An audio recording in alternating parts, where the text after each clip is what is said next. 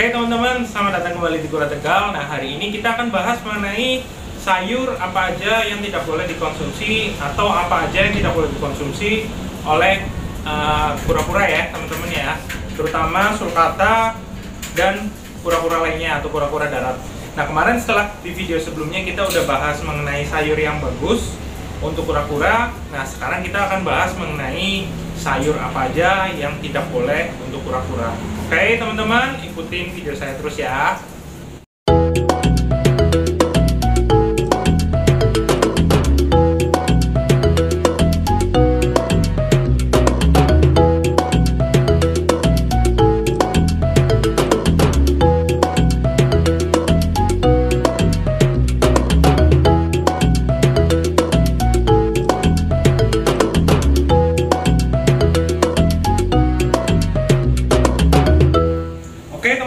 Dihimpun dari beberapa sumber, ini saya udah catat di sini bahwa ada beberapa sayur mayur yang tidak boleh dikonsumsi sama sekali untuk kura-kura.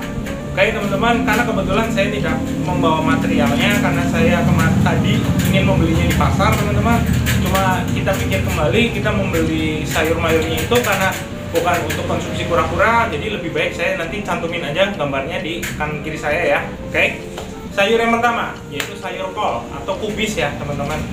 Nah, sayur kubis itu nanti kita cantumin gambar di sini. Sayur kubis adalah sayur yang umum lazim di pasar, biasanya untuk lalap ya teman-teman. Apabila teman-teman makan di pecel Lamongan atau di ayam goreng mungkin di warung atau rumah makan, sayur yang sangat lazim untuk lalap yaitu kol atau kubis. Itu tidak boleh dikonsumsi oleh kura-kura. Kenapa?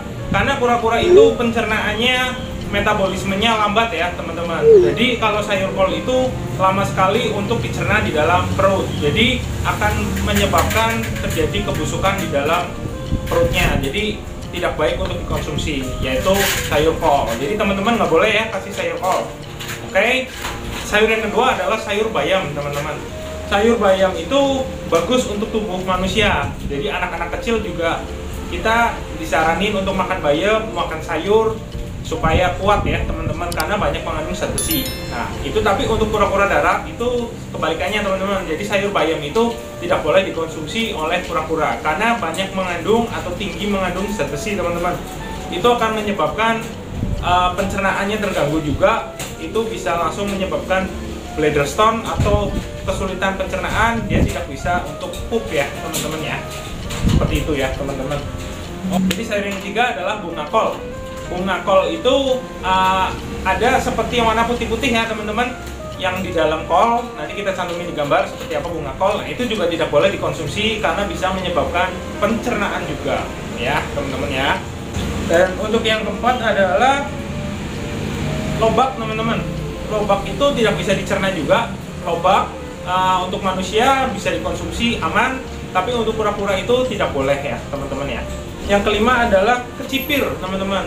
Teman-teman tahu pasti ya kecipir ya. Kecipir itu banyak di rujak sayur maupun mungkin di daerah Jawa Barat itu namanya lotek ya teman-teman. Itu biasanya menggunakan kecipir ya. Kecipir itu teman-teman boleh deh kasih info ke saya, kecipir itu buah atau sayur ya teman-teman.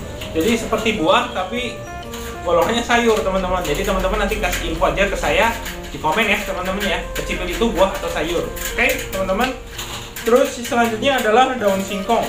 Daun singkong itu tidak boleh dikonsumsi oleh kura-kura juga. Alasannya apa? Alasannya sama, dia bisa menyebabkan gangguan pencernaan, jadi susah untuk dicerna. Tapi untuk kita sih aman-aman aja teman-teman. Makan di warung Padang sambil sama sambal hijau ya teman-teman. Wah itu enak banget teman-teman. Itu daun singkong ya. Oke.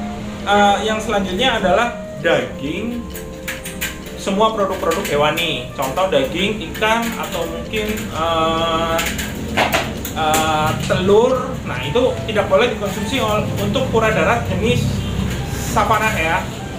Hanya boleh dikonsumsi oleh jenis torto hutan atau forest tortoise, karena forest tortoise dia kadang membutuhkan protein hewani itu dari hewan-hewan. Kalau di alamnya mereka memakan bangkai-bangkai dan cacing tanah yang ada di hutan, mereka makan, yaitu untuk dari sumber proteinnya. Jadi teman-teman kalau untuk hewan-hewan forest tortoise seperti seperti red food.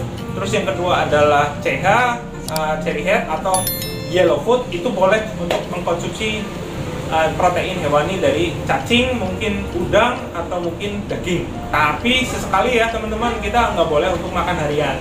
Jadi komposisi mungkin dalam satu minggu itu dikasih 1 kali protein hewani. Kalau teman-teman ingin aman aja ya boleh dikasih pelet, kan pelet juga mengandung protein juga. Oke, itu teman-teman, itu yang sama sekali tidak boleh dikonsumsi oleh kura-kura ya teman-teman. Terus ada itu, kalau grade-nya itu adalah grade 1 teman-teman. Jadi bintang 1 itu tidak boleh dikonsumsi. Terus bintang 2 itu sesekali boleh untuk diberikan kepada kura-kura, yaitu jenis seperti tomat ya teman-teman.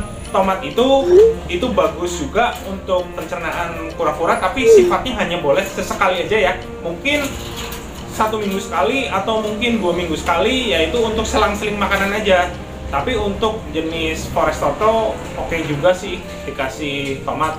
Cuman itu masih perdebatan ya teman-teman. Kalau saran saya buat aman, mending kita cari buah yang lain. Contoh pepaya itu lebih aman, pisang lebih aman untuk kura-kura. Oke teman-teman.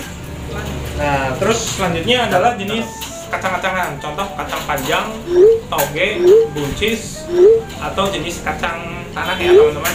Itu boleh dikonsumsi, tapi tidak boleh untuk setiap hari ya, karena itu over protein ya teman-teman ya. Jadi protein nabatinya tinggi teman-teman, nanti bisa menyebabkan piramidi. Tapi untuk iguana sih juga boleh dikonsumsi toge. Cuman saya juga memberikan toge itu tidak harian ya teman-teman, karena kalau harian itu biasanya uratesnya keluarnya banyak teman-teman. Iguana juga uratesnya keluarnya banyak. Sedangkan iguana sendiri kan dia dijemur seharian seperti ini nih, biasanya pencernaannya lebih bagus ya teman-teman, pencernaannya lebih lancar. Jadi sebenarnya untuk iguana itu aman-aman aja, cuman juga saya tidak memberikan konsumsi harian ya teman-teman ya. Ini teman-teman nih, ini mukanya lagi galak nih, ini lagi birahi nih ya. Ini naik semua loh, ini teman-teman tuh, kenal galak ya teman-teman. Tuh, ayo. Nah ini Dino teman-teman, namanya Dino. Nanti kapan-kapan kita ajak jalan-jalan ya. Nah teman-teman, nanti kapan-kapan kita bikin konten bawa Dino jalan-jalan ya. Bawa Dino jalan-jalan. Gimana teman-teman? Jalan-jalan kemana? Teman-teman kasih saran ya. Nanti mau ke gunung atau ke pantai? Nanti teman-teman isi aja di link komentar. Oke teman-teman, saya rasa sih itu aja sayur-sayuran yang tidak boleh dikonsumsi sama sekali dan sayuran yang boleh dikonsumsi sesekali. Jadi yang sesekali itu seperti kacang-kacangan, itu boleh sesekali, mungkin 1 minggu 2 kali boleh, seperti saya memberikannya. Nah kalau yang sama sekali nggak boleh makan, teman-teman ingat-ingat semua ya, nanti barangkali lupa. Nanti teman-teman flashback aja video-video saya atau video ini. Jadi dari awal ingat-ingat ya teman-teman, jangan sampai salah memberikan makanan kepada kura-kura.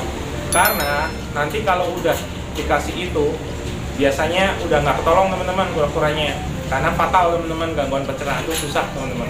Oke, gitu aja teman-teman. Terima kasih teman-teman yang udah nonton video saya dari awal sampai akhir. Teman-teman yang udah dukung video kita terus, terima kasih teman-teman. Jangan lupa ya teman-teman untuk jangan skip iklannya ya teman-teman, karena untuk memberi makan hewan-hewan yang ada di sini. Oke, dan untuk giveaway teman-teman semua di rumah. Oke teman-teman, gitu aja. Saya pamit undur diri. Salam lestari. See you in next video. Bye bye.